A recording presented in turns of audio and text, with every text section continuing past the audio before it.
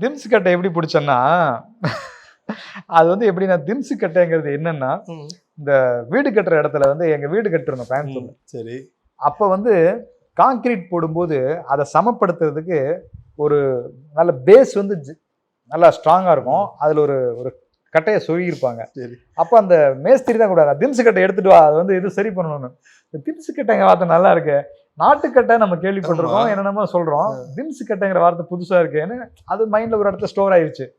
அப்ப நான் வித்யாசாகர்கிட்ட வந்து பேசிட்டு இருக்கும்போது, அப்பதான் நாட்டுக்கட்டை நச்சு அந்த மாதிரி நட்டு சின்னதா இருக்கு, அந்த அந்த பாட்டெல்லாம் ஹிட் ஆயிருக்கு. ஸோ அந்த மாதிரியான ஒரு கமர்ஷியல் சாங். ஆனா வந்து நாட்டுக்கட்டை ரேஞ்சுக்கு ரொம்ப லோக்கலாலாம் வேணாம். ஆனா இது அதை விட லோக்கல் இது.